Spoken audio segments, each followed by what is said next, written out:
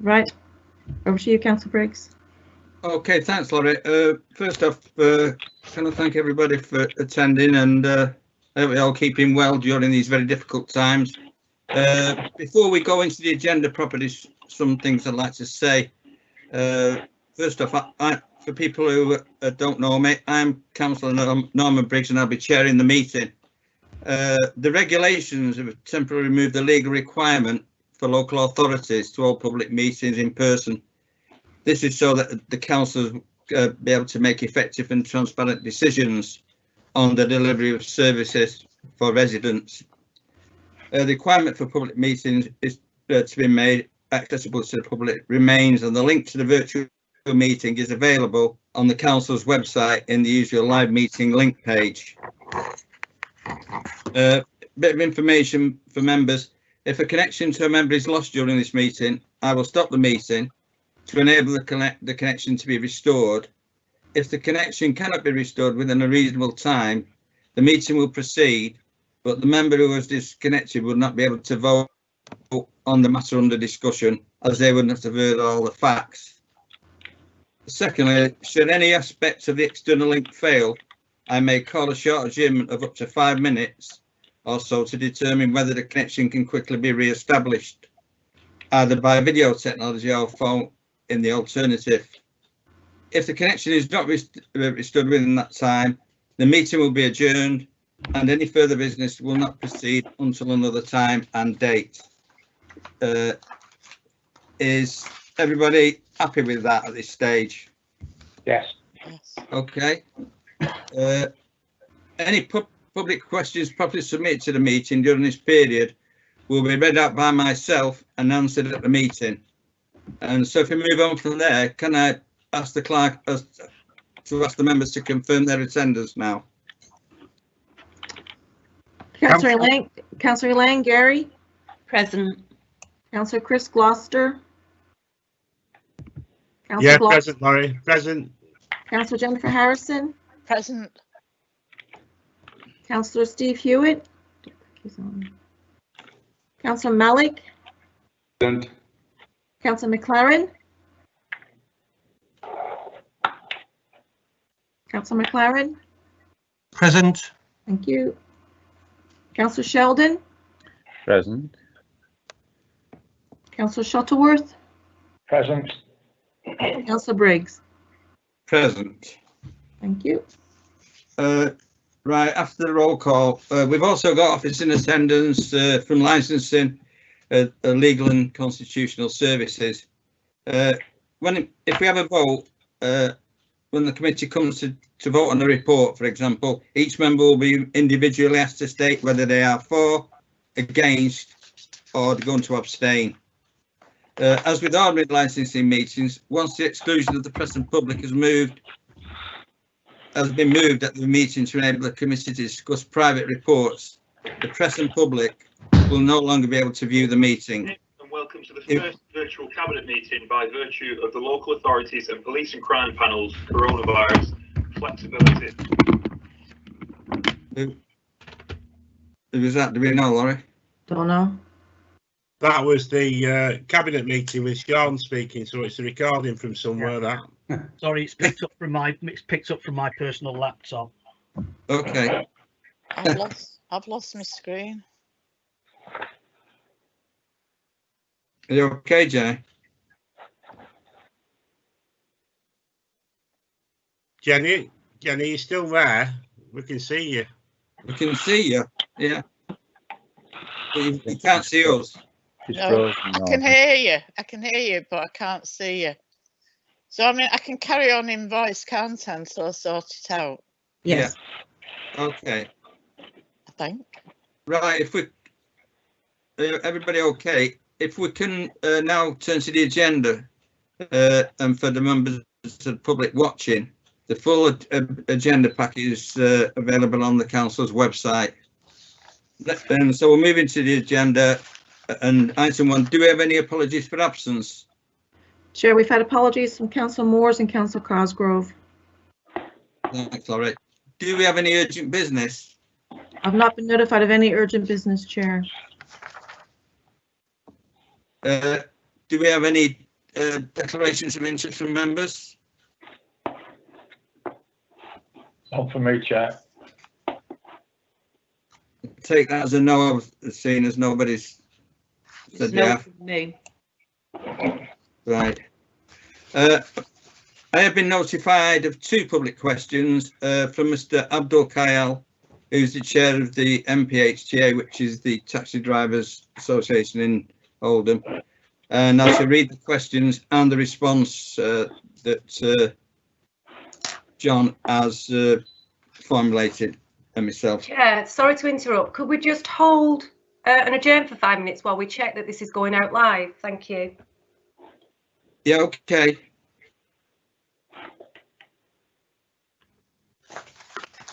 Whereas it says on my screen that it's a live feed. It's got on my screen and all, Liz.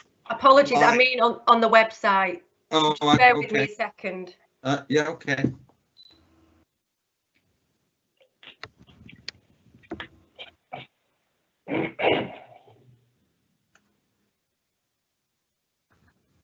I seem to have gone on freeze frame. It just keeps jumping. I can see everybody else moving, but mine's just sort of jumping from one screen to another.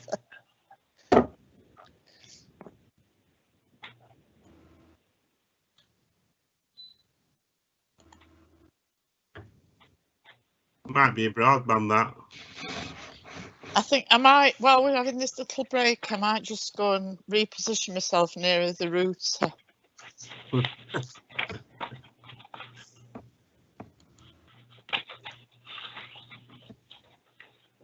Liz, we also are going out live. The live link works.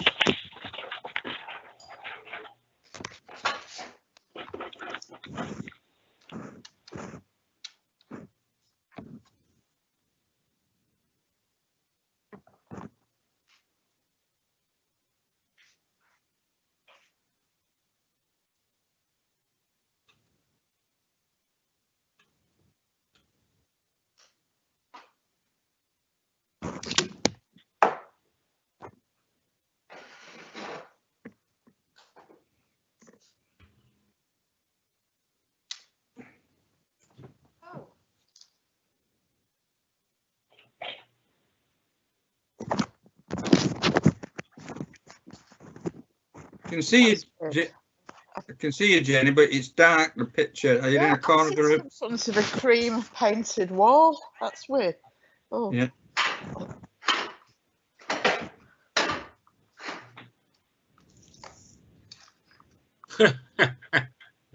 That's no better, is it? No, it's like a silhouette against a window.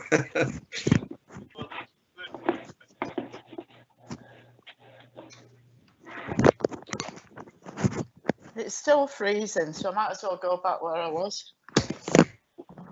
It's like Chris was saying, it looks like internet trouble. Broadband.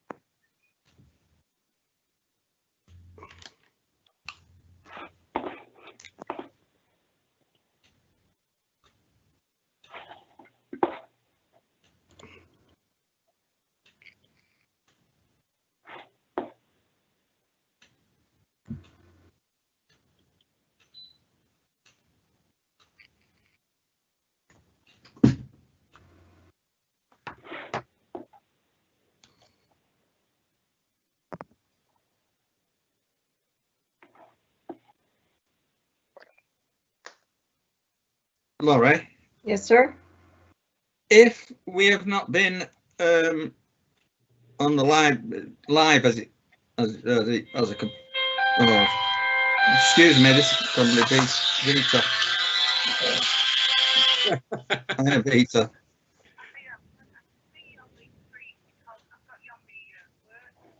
Okay.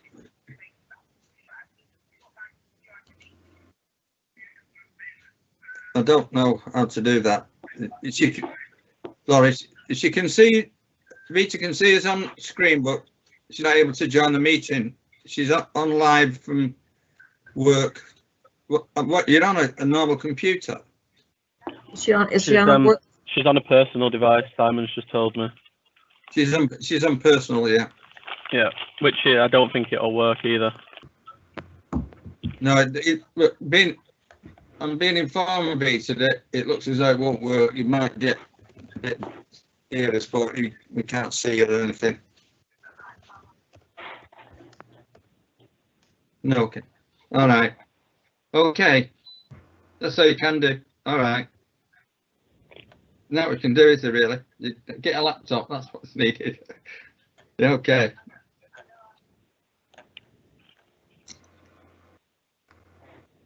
No. All right, Vita. Cheers. Thanks.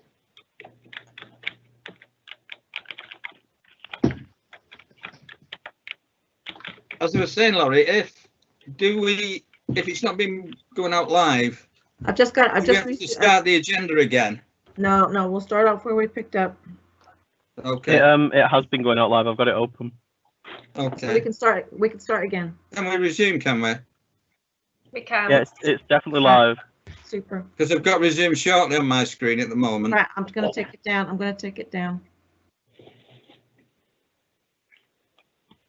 Right. Are we back? Can we restart then? You're back. You can start off with the public. Item 4, which is the public questions. Like I said, I've been notified of 2 public questions, both from Mr. Abdul Kayal, who's the chair of the MPHTA, the Taxi Drivers Association here in Oldham. I shall read the questions first and then the response after each question. Question 1, Mr. Kayal says, we have major problems to obtain medical certificates from practicing doctors' surgeries, and because many surgeries don't carry out such tests, they recommend some surgeries in Middleton and in Manchester. Taxi drivers have to take medical records, copies from his own doctor too. Sometimes they do it straight away, sometimes they don't. Why not licensing provide the list of surgeries who carry out such medical reports to taxi drivers with minimum cost in the Oldham area? Then taxi driver provides his medical reports from his own doctor and they check it. Then examine the taxi driver's condition which meets the licensing requirement. Response is changes have already been made to the council's use of the Group 2 medical standard by allowing for another doctor other than the driver's own GP who has full access to the medical history of the individual so as to undertake an examination and complete report. It is not the council's intention to source doctors who can do this. Is there any comments on that? That was the response I just read to Mr. Kyle's question. Sorry about the question itself, but it's how it's been written, I'm afraid. Has anybody got any comments on that? No, I'm going to comment if you like. Yeah, go on, Chris. I presume this is in relation to the issuing of licences and the requirement for a medical certificate to say that they fit to drive, isn't it? Yeah, I think that's correct. Well, I'll just ask John to clarify if you can, John. I didn't quite catch all that. Sorry, if you could just repeat the question. Can you repeat that, Chris? Yeah. It's a bit broken up. John, I take it this is purely for drivers for renewals and the need for a medical certificate to say that they fit to drive, is it? Yes, it's for any new applicant or existing driver who's due a medical. Yes, it used to be the case that virtually every doctor did a private medical. It's not covered by the NHS, so they have to pay for it. But a lot now are not doing that, so they've got to either change GP or find a doctor who, with full details of their medical history, will do a private report. So just in relation to medicals currently, have we had any change, or are we still expecting a medical certificate before renewing a license, John? At this moment in time, due to the COVID, no, we're not, because I don't think any doctor is going to be doing private medicals. You can't even get in to see them, mainly telephone appointments anyway. So no, at the moment we've suspended that, and we'll catch up with them later in the year. Right, yeah, because what's happened at the DVLA is in relation to heavy goods and PCV is that they're just issuing a 1-year license now for people who come up for a medical. So really, I'm sort of a view that we should adopt that same process until we're able to. People can get another medical. Yeah, we've already taken that into account, and we won't be chasing people or hindering them from getting a license. So. Okay, are you okay with that, Chris? Yeah, spot on. It's good, that. Thanks. Thanks very much. Is there anybody else who want to any comments on this particular question? I'll take that as a no. So I'll move on then to question 2, again for Mr. Kyle. And the question is, I was looking for the records of the council's Moray Street MOT test failure classified as follows: rear lamps and fire extinguisher. These are 2 minor faults. Inspectors should tell the driver do it and bring back for rechecks without any cost to drivers. June 2019 failure figures were 36%, which is high, as Bolton Council ignored at least 16 minor. As you know, minor faults cost driver £20 each, which is not fair, as the same licensing office worker time is wasted too. Please help the situation, thanks. Like I say, it's not very well written, the question, but I think you got the gist of it. And the response is, the council needs to recover its costs from undertaking any additional checks on vehicles. This includes the tester inspecting the vehicle, to inputting the subsequent pass on the database and issuing a pass certificate to the admin team recording the pass on the licensing database. Whenever a review next takes place, your comments will be taken into account. Thank you.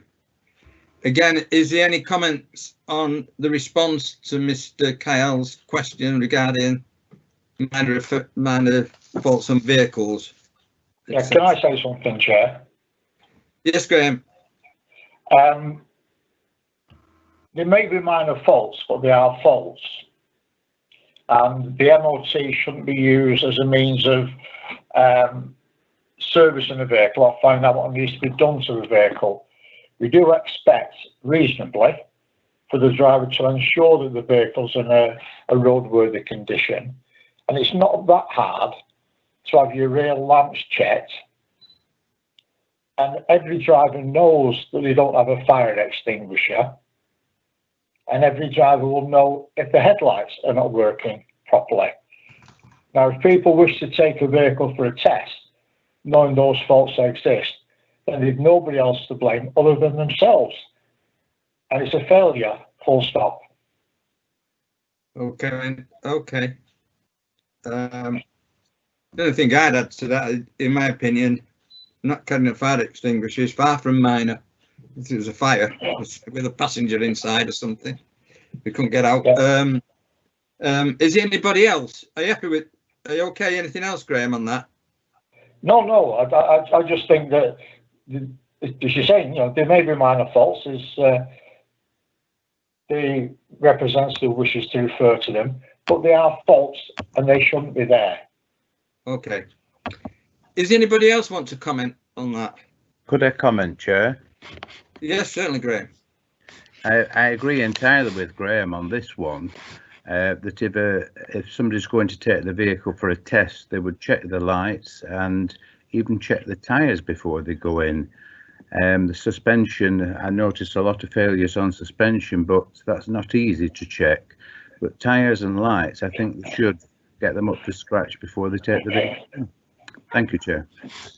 Okay. Me, Thanks, Chair. Is there Hello? anybody else? Oh, go on, Colin. Sorry, go on.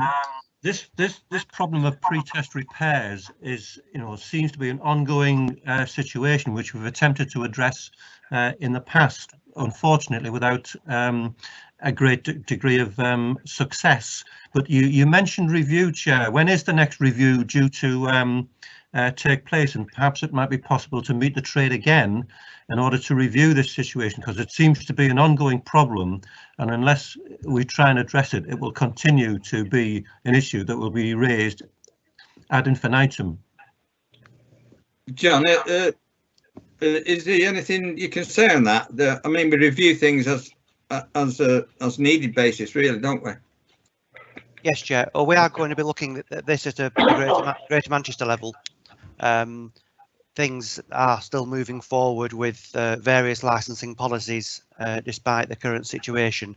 I haven't got a timeline at the moment for this particular policy piece of work, but as always, when we meet the trade, we can engage with them on this topic and have some conversation on it, and perhaps at that stage we'll know a bit more about what the timeline is for future policy development. Do you know offhand, sorry, Chair, when is the next meeting with the trade due to take place? There isn't one scheduled at the moment. There would have been some meetings taking place whilst we're now in lockdown, but obviously they've now not taken place. But we are still engaging with the trade via email and telephone for ongoing issues.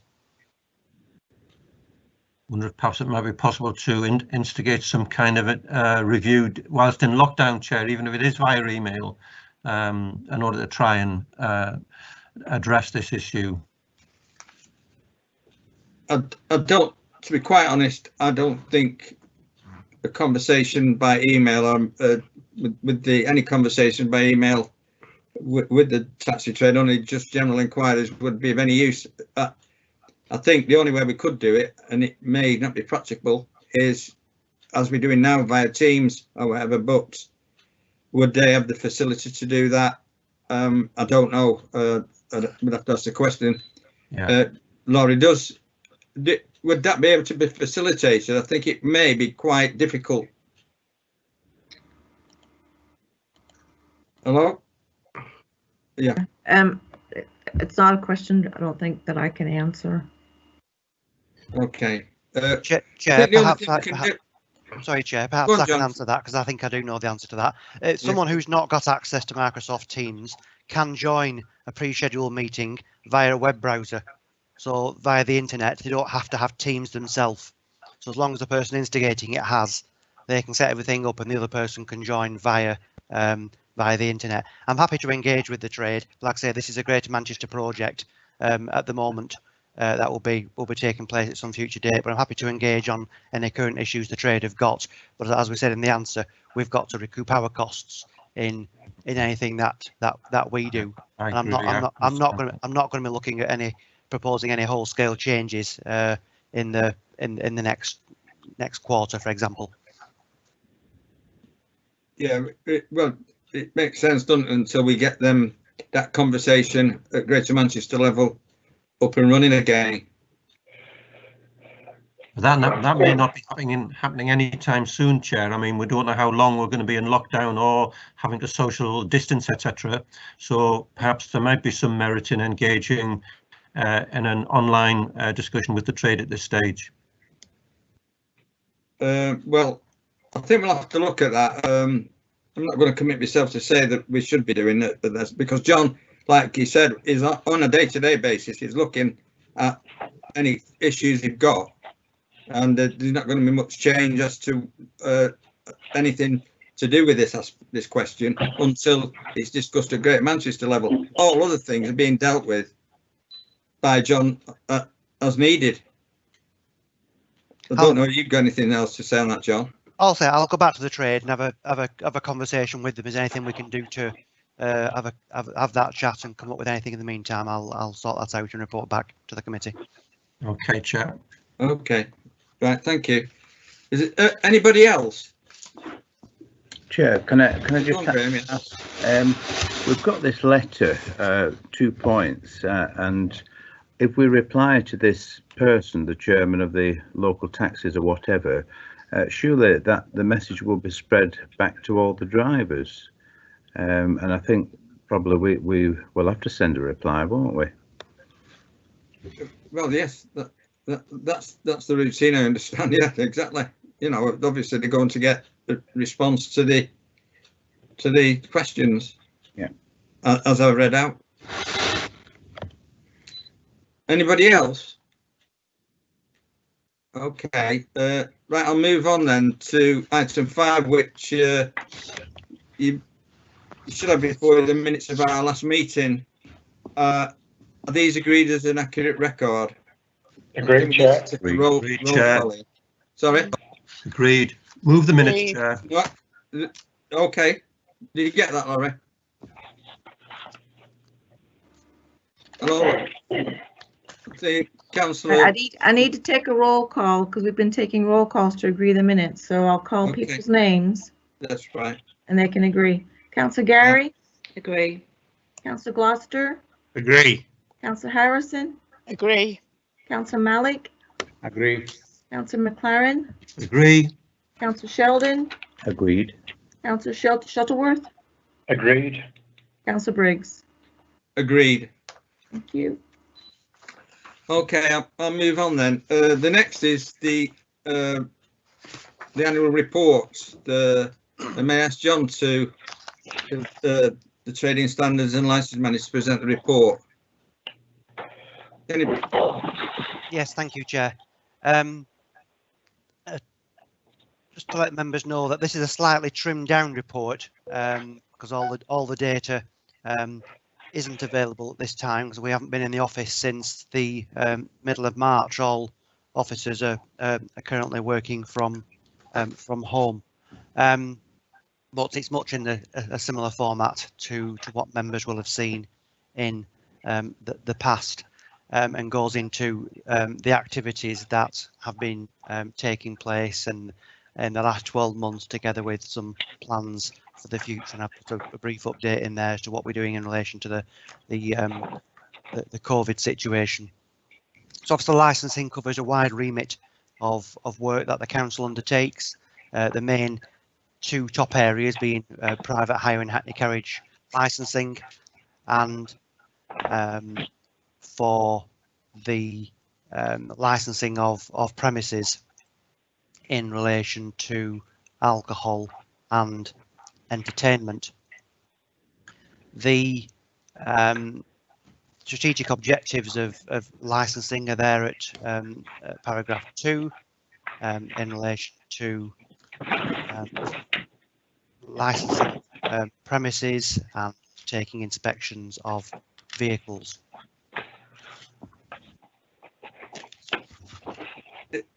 Just to stop there, is somebody moving some paper around or something? We're getting some background noise. Okay, it seems to quieten up a bit. Okay, John, can it? Okay, thank you.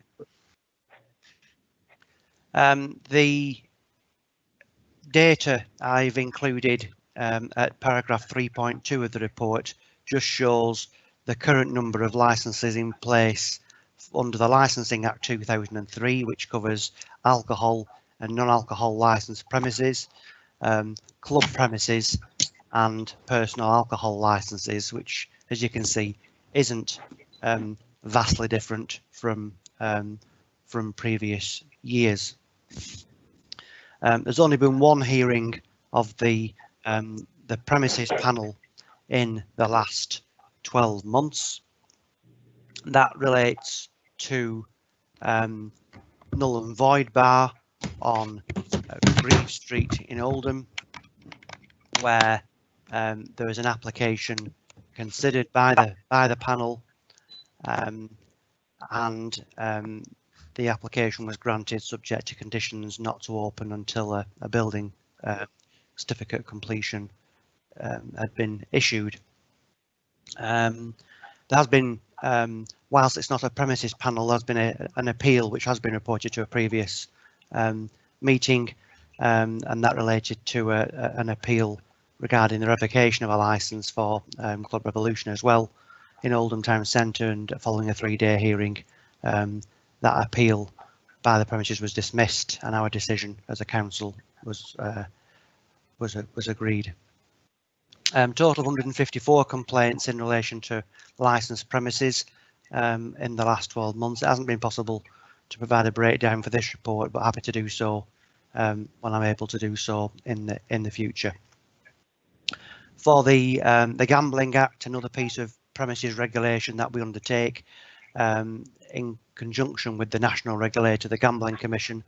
Current permissions are listed at 4.2 in the report.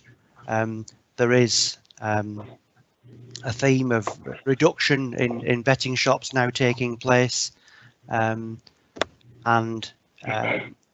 other figures seem fairly static. Officers with training standards continue to undertake inspections and operations in relation to age-restricted products for items such as alcohol, tobacco, etc. And we still do a half-day course for businesses on age-restricted sales, which will assist owners and staff alike in what the law requires. Moving on then to licensed drivers and vehicles, we work still with the trade representatives and engage. Elected members also attend these forums, such as the chair and the relevant cabinet member. There have been a number of hearings taken place up until March this year, and a few delegated decisions made since that time. And total number of 47 hearings have taken place, with the breakdown listed there as to the outcome of those matters, whether it's a new application, a renewal, or a review of a licence. You can see the figures there at 6.4 in the report, which outline those determinations, and appeals that have been lodged from those decisions. It resulted in 4 appeals being dismissed by the court, 1 appeal being allowed, and there are still appeals pending in the court system, which obviously have now been delayed due to the COVID outbreak. Most recent decisions in the last month or so that have been pending have been dealt with by myself under delegated powers, and there are no other matters now unresolved. The council isn't currently taking new applications in for processing, so it could just be any existing drivers where matters come to our attention that we'd have to deal with.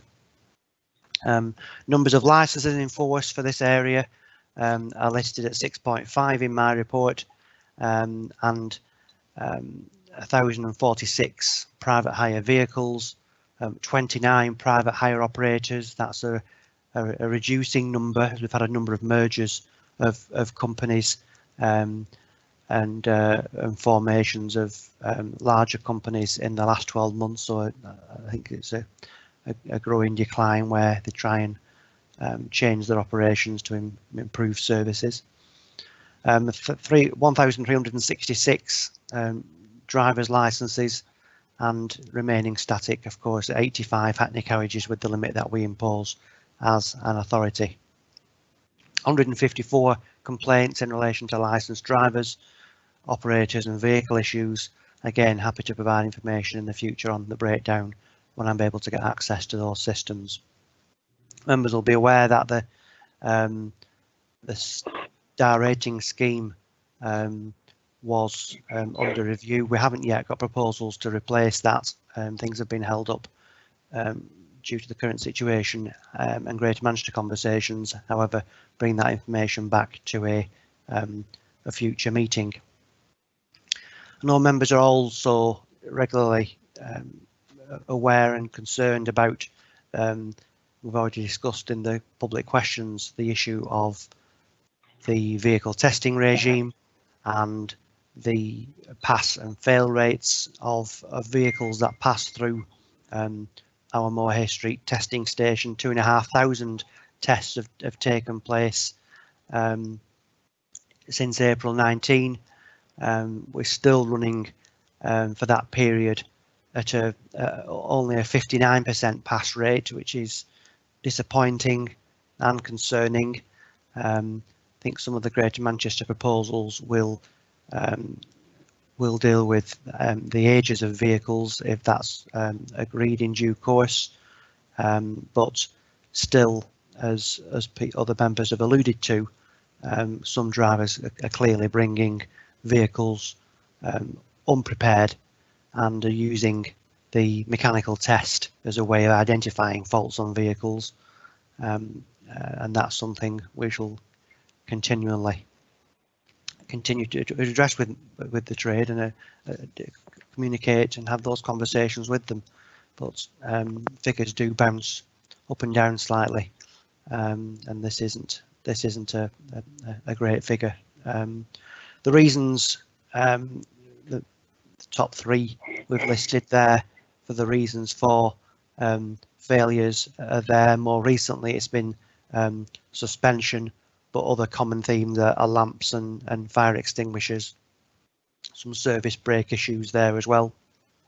Some things that are more easier to identify than others, as I think have been alluded to. Suspensions may not always be easy to identify, but if you've got a poor suspension, you may well feel it when driving the vehicle. Other things such as lights and extinguishers should be addressed in advance of going, unless they fail on the drive into the testing station. We do license other types of premises as well, in addition to those identified, and I've listed at 10.1 in the report there other types of premises. Marriage premises, 9 one sex shop, 41 second-hand dealers, 47 scrap metal sites and 19 collectors, 41 street trading consents and licenses, and 8 pavement cafe licenses. I think certainly on that last point there, pavement cafe licenses, I think with the situation as it stands with COVID and social distancing, that may be a figure that increases over the coming months, as that may be something that gets identified as a better way of people distancing, but that remains to be seen what the government's intentions on that are in this current situation. I've put a paragraph in there about COVID and the implications, so that members are aware of the situation that licensing is in at the moment. The licensing office has been closed and all officers working from home since mid-March in these unprecedented times, and we've had to adjust to new ways of working, having to work remotely and not alongside colleagues, while still supporting and engaging with the trade. It's clear that COVID's hit all sectors of the trade and every business, not just in Oldham but across the country, and I don't need to rehearse that to members who'll have seen this in the press and media and heard it firsthand from residents and businesses from within our own borough. Some of the things that we've been doing to support the trade include delaying the paying of annual fees for licenses, introducing instalments for certain licenses where systems permit that to take place, deferring application fees for drivers and vehicles until the summer, so people can renew at a time where income is low, or for some virtually non-existent, particularly in that taxi sector. rescheduling of vehicle tests in relation to the government's delay to MOT tests, although we are looking to reopen our one bay of our Moor Hay Street testing station next week and phasing back in some of the tests because we've got vehicles off the road that want to work at the moment, either through accident damage or suspension or previous vehicle failures. People want to change cars, and we're keen to get some of the older vehicles tested. So we're having a meeting on that this afternoon with a view to reopening, say, one bay in our testing station and re-engaging with the trade on that later this week. Because we haven't been in the office, we haven't been able to issue either badges or taxi plates. That's something we should be able to revisit very soon. So everyone's been getting emailed to them from staff working from home, a temporary license, and then when we're back in the office, we will be able to start issuing those and getting those back out to the trade. And making better use of technology to support applicants. I think that these times it's great that there's a technological solution to all things that we're doing. By the fact we sat here today on a call, live streaming, and all the committee and officers accessing and discussing through Microsoft Teams show how we've had to change things, and this isn't something we've ever done before, and isn't something that we ever thought we would be doing. So that's what we've been doing in relation to COVID, and we're still taking all the trade inquiries via email and regularly speaking to trade reps with issues they've got. But things have to continue. We haven't stopped entirely. We've got to carry on planning and working. And whilst some pieces of work have been delayed, we've still got to prepare for other things that are happening in the licensing world. So we're starting to refresh now our licensing act policy, which covers alcohol, entertainment, and late night refreshment. That policy's got to be presented to council in December of this year, so we'll be consulting on that over the summer months, and members will be receiving a link to that consultation and the draft in due course. We're updating our street trading policy. As I mentioned before, still reviewing the star rating scheme and how that might move forward.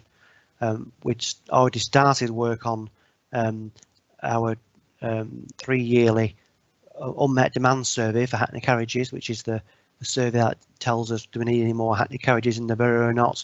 We've restricted our number, as the law permits us to do, to 85 for a number of years, and we have to undertake a survey every 3 years as recommended by government to establish if that number needs to be maintained or relaxed or released altogether. So we just started that piece of work, but for obvious reasons we've suspended that because most of the Hackneys either aren't working or are on very low work demand for their time, sat on the ranks. So there's no point doing that piece of work. Something we'll pick up at a later time where there's a fair and accurate reflection of trading practices can be gathered, and not a false one as it would be if we were to do it at the moment. And as we've been discussing for many months, the Greater Manchester minimum licensing standards alongside the Clean Air Plan, we were just about to get ready to go live, and then everything went into disarray with the unfortunate COVID outbreak. So again, that's been put on hold.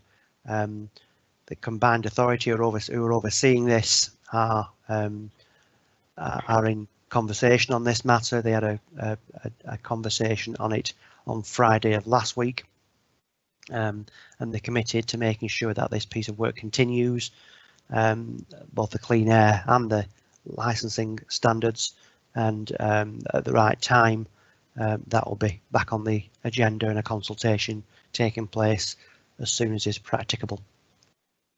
That, Chair, concludes what I've got to say, and gives members an update as to where we stand on all that. As always, happy to take any questions or on that or any other aspect of licensing. Thank you. Thanks very much for that, John. Thanks for the report. Is there any questions from members to the licensing officer or comments? Yes, please, Chair. Okay, Graham. John, in terms of null and void bar, Yep. I was on the panel along with councillors Gary and Sheldon, who looked at this. The question is, what is the present situation with this particular bar? You know, have they actually engaged with building control and got the appropriate clearance now? And if not, we were aware, or made aware, that the bar was able to operate by the means of temporary event notices.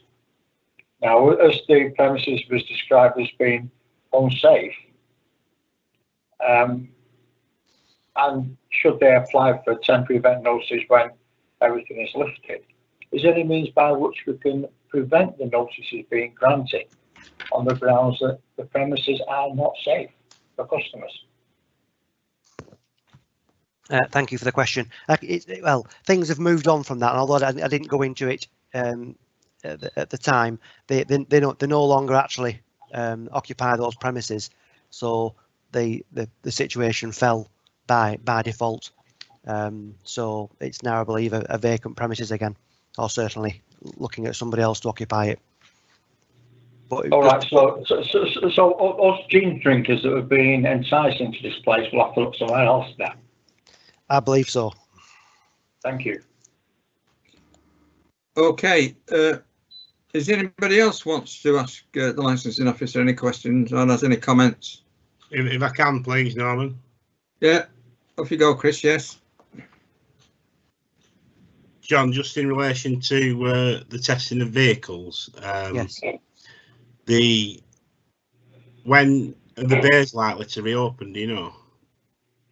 We're looking at next Monday for one of the bays to reopen.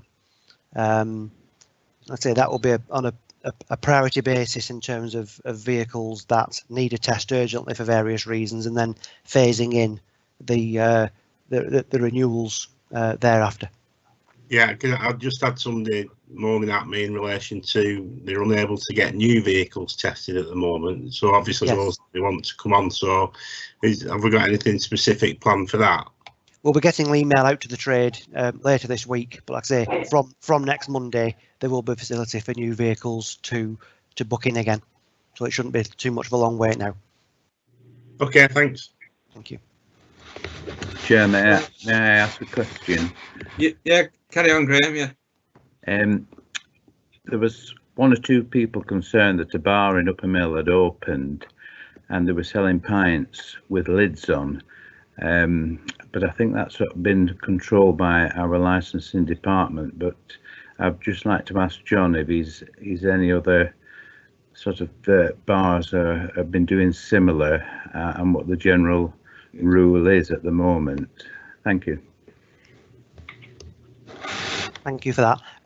Yeah, a lot of bars and pubs traditionally have what's called an on-off license, which permits for on sales and obviously off sales for people to take away.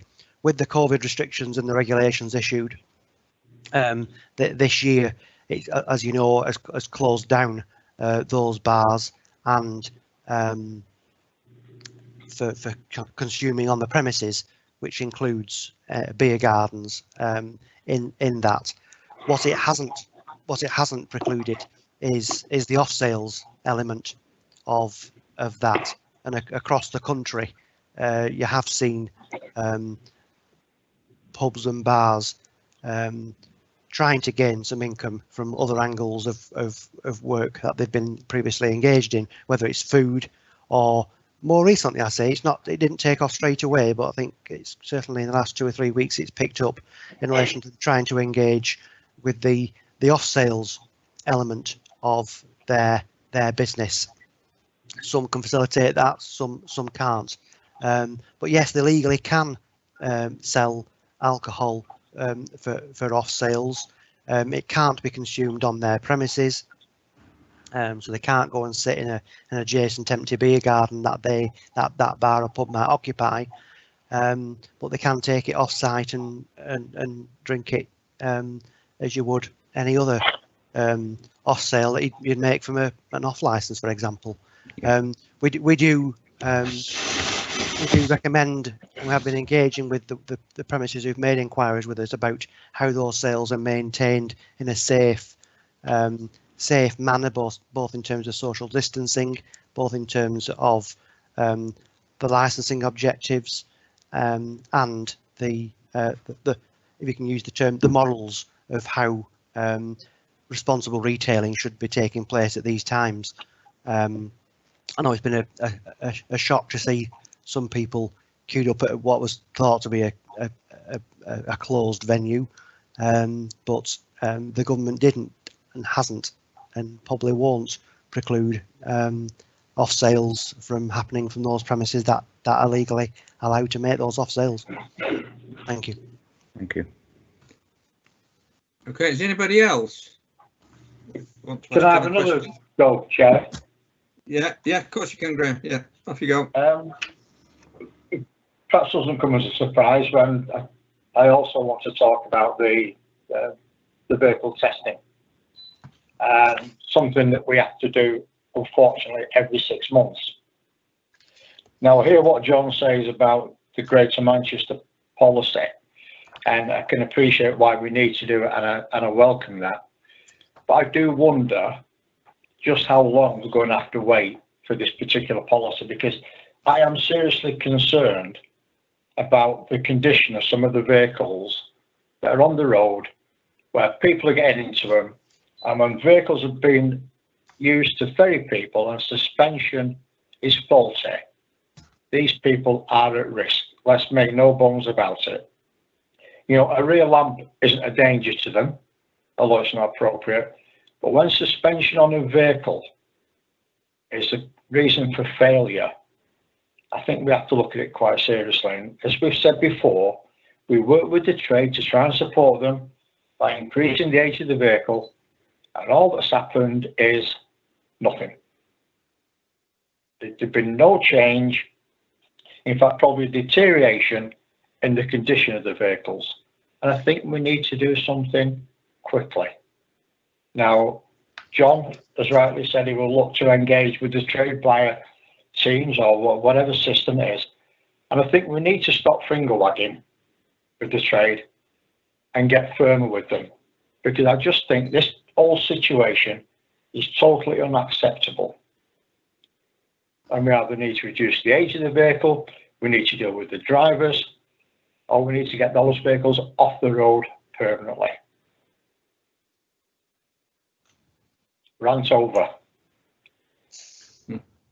No, I'm going to comment from me when you're ready. Okay, I'd just like, have you got any comments to Graham, John, on that?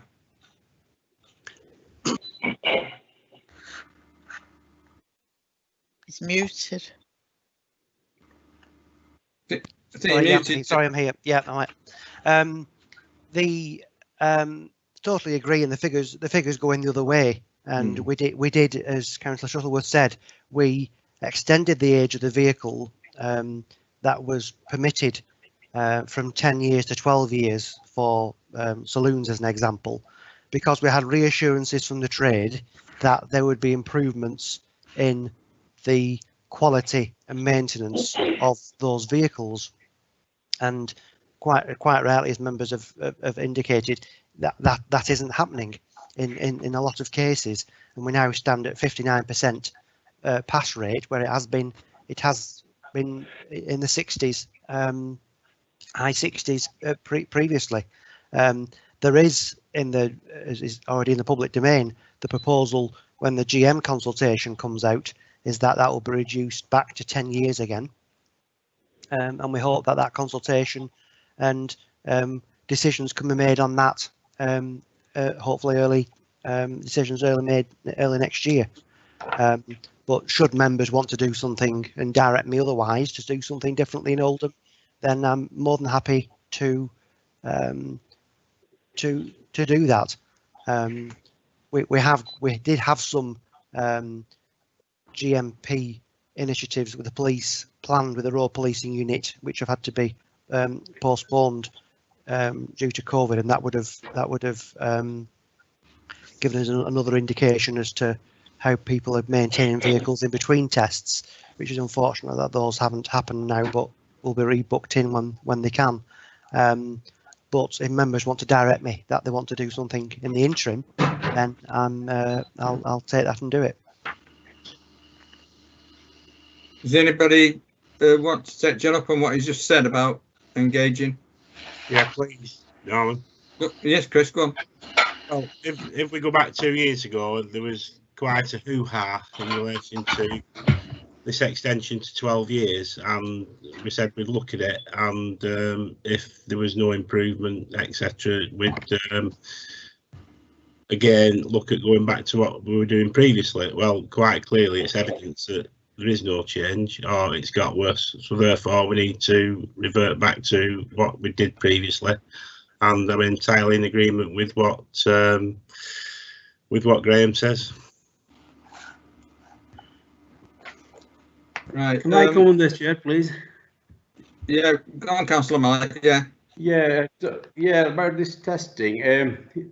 Have we got a figure on the vehicles over 10 years old? You know, the figure that we are on the 59% pass rate. Do you have any sort of figure for the vehicles under 10 and over the 10 years old? And what I would like to say is, and if the vehicles that are have a higher failure rate over the age of 10, then I think we should impose 6 monthly tests on those vehicles over 10, rather than once a year. Thank you. Do you want me to answer that? Yep. Yes. Well, yes, I can on the frequency of tests, Councillor Malik. In fact, vehicles over 10 have 3 tests a year currently.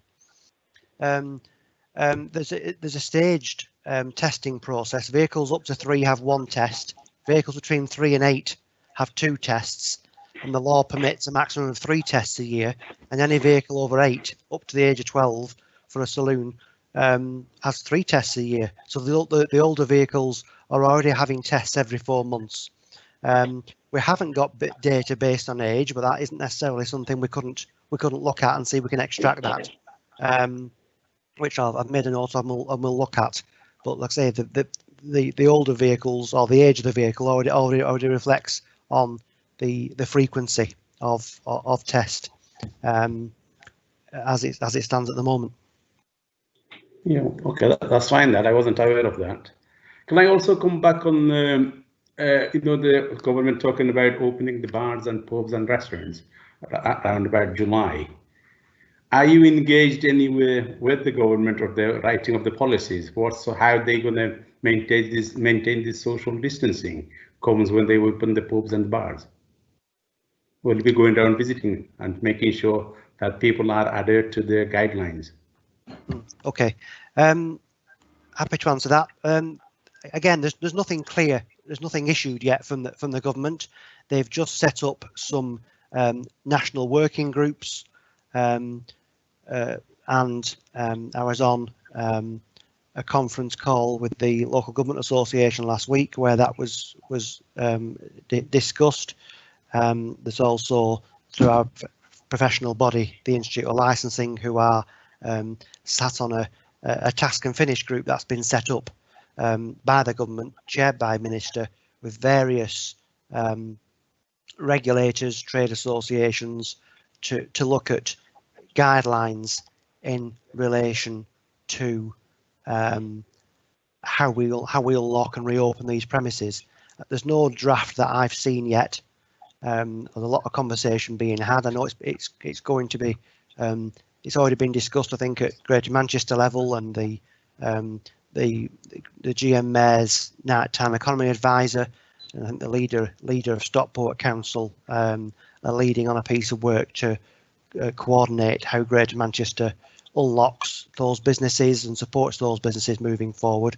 But I've got nothing in draft to share yet, or any information on what the government's intention is on dates or rules surrounding that. If and when I do, I'll certainly share it.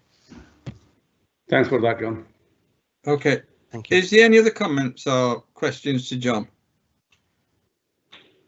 Colin, Colin, I can see you speaking, but I can't hear you.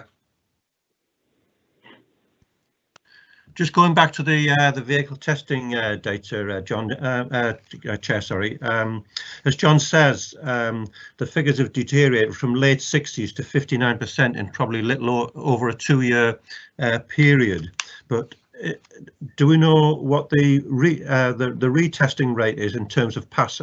You know, whether they then to what extent they take the vehicle away and it passes on the second inspection? Are these figures, are those tests embodied in these figures, or is that a separate exercise for which we might not know the answer at this stage?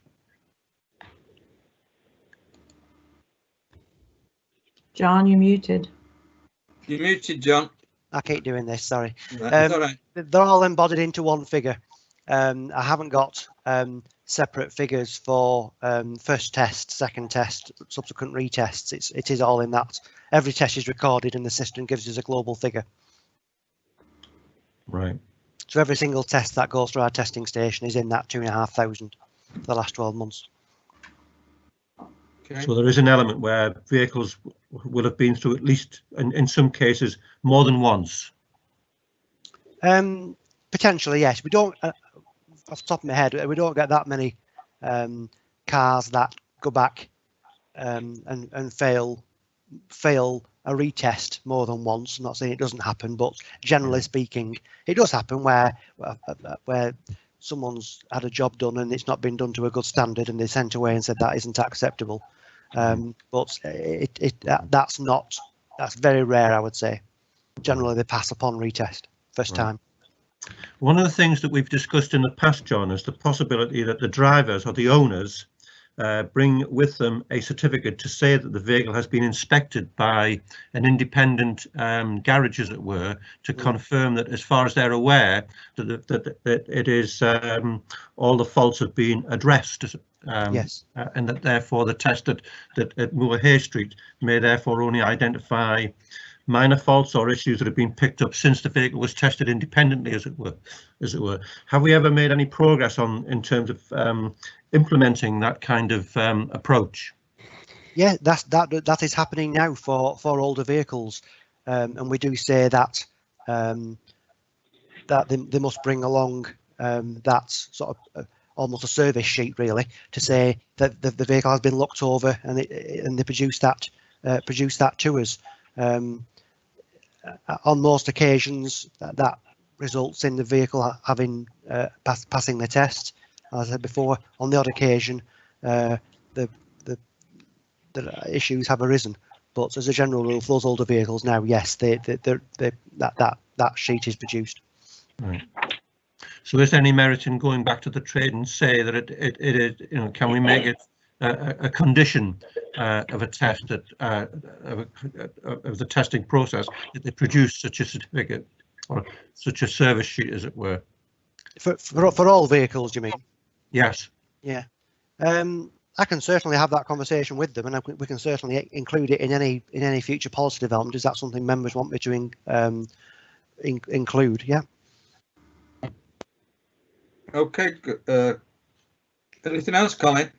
No, I think there is clearly a discussion that needs to take place with the trade now, or as soon as possible, as soon as it can be arranged via Teams, etc. And maybe this certification issue maybe, you know, form part of that agenda. Yeah, I concur with that, really, that we need to, if myself and John have a conversation with the trade, there's not only what you said, Colin, there's the aspect of what Councillor Malik said regarding getting the age failure rate. Well, there's a few issues that have been raised by members in this conversation, Chair, that I think need to be definitely need to be followed up with the traders at the first available opportunity. Yeah. Okay, yeah, I hear what you're saying, but like I said, there is also what Councillor Malik said, as well as yourself, as to the age aspect of failure rate. And so what I'm suggesting, we have 2 meetings of this committee, and I think the next one, correct me, Laurie, is sometime in October, November? It is in November, yeah. It is in, let me just double check. November, I think.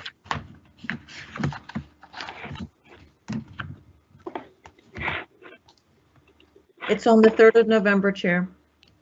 Can I suggest, unless the committee disagree and want to do something about it now, but we gather some more information, present it to the trade on the ground, on the lines of what Colin said regarding and what John said about the service style sheet, that the vehicle has been inspected, and the age of the vehicles associated with failure rates, and anything else we might come across that we think is contributing to this high failure rate. And let's have the discussion with them, because it is a serious concern to myself and obviously the members. So can I suggest we do that? Agreed, Chair. Is everybody happy with that? Yeah, agreed with that. Yeah. Okay. Chair, can I just ask? John. Can I just Yeah. ask something in relation to the conversation on the age of vehicles? There was obviously some discussion on whether we should be looking to ahead of GM to look at our age limit. Is that something that the committee actually wants me to engage with the trade in now, or are we just having the conversations and bring it back for further discussion? Is there actually do you want me to consult with the trade on bringing the age limit back down to 10 years, for example? I think that is the feeling, John. Correct me if I'm wrong. Can I say one other thing, Chair? Yeah, go on, I know we can finish up with too much detail in some of these, but what we get, of course, is details of the number of vehicles that have failed. What we don't establish is whether the majority of these failures are the same vehicle.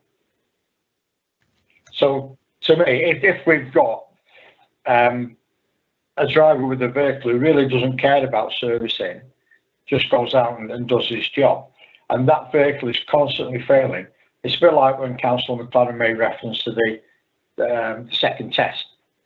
You know, if the same vehicle is going back time after time for a second test, shouldn't we actually deal with the driver and have that vehicle taken away? Because clearly, if that is happening, it's questionable whether that person is fit and proper.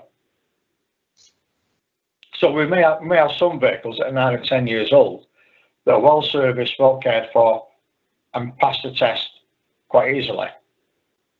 It may be an age issue, but also it may be the owner of the vehicle just doesn't get the vehicle serviced and is quite happy to use the test as a means of finding out what is needed and just doing that bare minimum. So therefore, we need to look at, you know, not just the age of the vehicle, but whether somebody is not having the vehicle serviced and therefore constantly failing, and that needs to be tackled separately to an age vehicle. So that vehicle could be 5 or 6 years old, for argument's sake, and that could be a bigger risk than a vehicle that's 8 or 9 years old. Just a comment from me on that. I think, like you just said, Graham, they're two separate issues, really. And I think if we can find, firstly, about, like I said, the age-related aspects of this, and then do the other, what you're saying, as a separate thing, we might get some correlation between the two then. Oh yeah, no, I can understand that. You know, the age is one of the factors. Yeah. But I think well, let's see how big a factor it is. I think what I'm saying, if we can see how big a factor it is in this, and then move on to the second aspect to see what implications that has on it as well. Yeah, well, what I'm saying effectively is that we shouldn't just stop at vehicles over 10 years old, between 10 and 12 years old. That there may be other issues that we need to address as part of this continual failure rate. Yeah, well, I agree, but until we get them figures, we're not going to be able to do anything really, are we? No. And that's why I'm suggesting that, like John said, he can get the figures for age-related failures. So I think we should start with that and then move on to what you're saying. Yeah. And other things are the likes of what Colin said. Yeah. What I'll do, Chair, I'll go back to IT and see what they can extract, and I'll come back to you with that information as to what data we can get out. When we've got all this data, what I'm suggesting is that we then present it to the trade, have the discussion with them. I shouldn't say argument, discussion, and bring it back to, because of the lockdown, etc. It's not that far off of November, and so can I suggest we bring it back to the November meeting when we've got, maybe pull some reports together and are au fait with all the data that so we can get. Yeah, agree, Chair. Has anybody else got any comments on that, or is everybody in agreement? Tell me if you're not, of course. I'm sure you will. The only thing I would suggest, Chair, I mean, November is 5 months off in effect, is that you could organise an informal working group, as it were, to present the report to, present the information to, in case any sort of further action might be required before November. I think we might have to do that, Colin, but I think we should have the talks with the trade and see how they react to it, Sure. and then form a working group. Yeah, I would suggest, Chair, that perhaps you keep that option open. Yes, let's have a report back to November's committee, but if that turns out to be, say, in July, we've got information available, rather than wait 4 months, as it were, that we then look to put something together, a meeting together, in order to discuss the findings or discuss the evidence that we have available at that point. We could probably do that, Colin, if need be. But the thing, what I'm saying is, I would suspect that this is going to take maybe a few months, maybe to possibly correlate to get the figures together. Yeah. And so all I'm suggesting, Chair, is that you keep the option open. Yeah. Well, we always keep options open, Colin, wherever they may be. All right. Chair, we've had a question from Councillor Gary for John. Yeah, go on, Elaine. Hi, John. Hello. Is the data available, like a service history of each driver that we could look at? So, say, for example, what people were referring to previously, is it just one driver, you know, who's doing all these repeated fails, and is that history available to us? Not at the moment, no. That's something I'll have to discuss with IT to see whether on an individual vehicle basis we can get that breakdown. I think that'd be helpful. There's some fairly significant data extracts needed from the discussion today, which I have brought some of the issues we have brought in the past, and they said they'll put it on the they can look at it, but I'll have to go back and see what it would take to extract all this level of data. I'll report back. Yeah, because we do need that bit. I can see where your point coming from. We're doing that breakdown, that history of a vehicle and its management of that vehicle is important. Well, it's because the driver as well, because I think it was Graham who referred to, if you've got one driver who's constantly presenting a failed vehicle, you know, is he, like you say, a fit and proper person? And after so many fails, should we be bringing them to the, you know, the drivers panel? Yeah, point taken. Yeah. I think just on, have you finished on that, Elaine? Just as a comment on that is that we're going to have a word of caution, really, because we need to have a word of caution because sometimes they have more than one driver, and the vehicle may be owned by whoever, and it have a few drivers, and it's so you could have. In other words, you can't refer it to the driver because it may have more than one. A daytime and a nighttime driver. It's going to be more difficult to extract the figures, I would think, John, isn't it? In relation to who was driving, yes. However, the vehicle owner, ultimately, I would say, is responsible. Whilst for any traffic offences, the driver at the time would be liable. The vehicle licence conditions say that the owner of that vehicle, whoever it may be, is responsible for its upkeeps and not to say, oh, well, I don't always drive it or share it, so it's his fault. There's got to be acceptance from any driver, and particularly the owner, to take relevant steps to make sure that vehicle's safe and to a good standard. Yeah, all I'm saying, John, basically, is that you may have multiple drivers, and and therefore it may be more difficult to pull the figures together. Anyway, just a comment. Is there anybody else? Chair, Councillor Gloucester has a question. Go on, Chris. Yeah, John, we just seem to be giving you quite a lot of work here, and yeah, if it works out, that's great. All I want to do is make sure that if we are giving you a lot of work to do, but having done it, that's the GM level stuff's not going to supersede it after a very short period of time. I think the data extraction is a fair request to make, and that won't be affected by the GM piece of work. We've been trying to improve on the new system we got in 2018 for vehicle tests, the outcomes and from that data that we gather.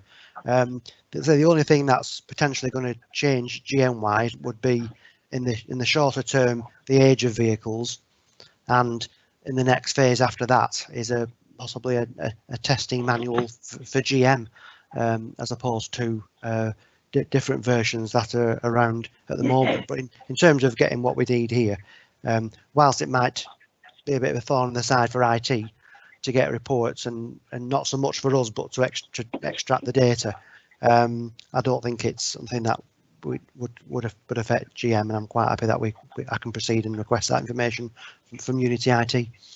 Right. Okay. Thanks. Okay. Thanks, Chris. Is there anybody else now? No. Okay. Well, the report's recommended for noting and the implications of the report to be considered in future licensing decisions. Would somebody like to move the report approved? Move we accept the report, Chair. Thanks, Colin.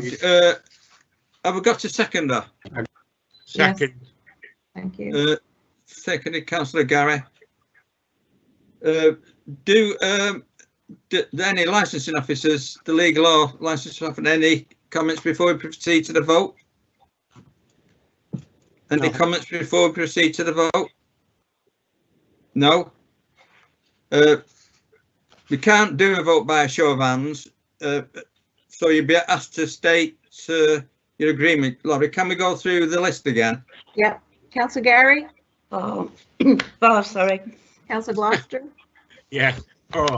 Councillor Harrison? Councillor Harrison? You're on mute, Councillor Harrison. Jenny, you're on mute. If you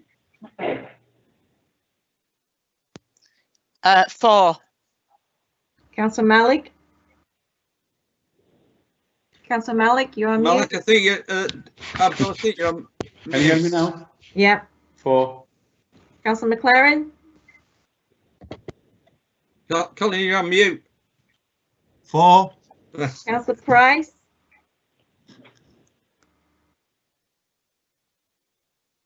Can't hear him. Councillor Price? Councillor Sheldon? 4.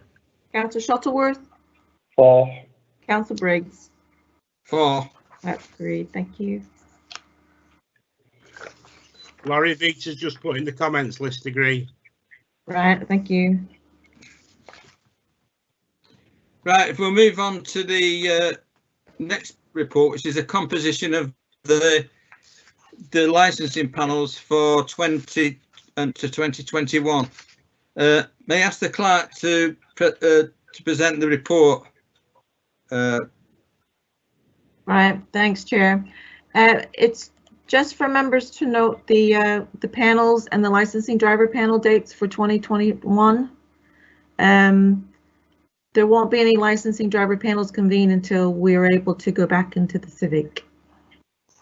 So they're just there for noting. Any Okay. comments? If you've got any comments, can you indicate via the chat function? Anybody? No? Just move the report. Agreed. Okay. Can somebody second the report? Seconded. Second, Chair. Again, we need to go through the voting process. So Right. over to you, Laurie, again. Councillor Gary? 4. Councillor Gloucester? 4. Councillor Harrison? 4. Councillor Malik? 4. Councillor McLaren? 4. Councillor Price? Councillor Sheldon, 4. Councillor Shuttleworth, 4. Councillor Briggs. 4. Right, thank you. Okay. I think, yes, that concludes the business of the meeting, and can I thank everybody for their attendance in very difficult circumstances. And I hope we're back to normal pretty soon and be able to have face-to-face meetings again. But anyway, once again, thanks for your attendance. See you all around. Thanks very much. Thanks, Chair. Thank Thank you. you. Thanks. Thanks, Bye, Chair. everyone. Bye. Everyone stay safe. Thank you. Thanks. Bye. Bye. Bye.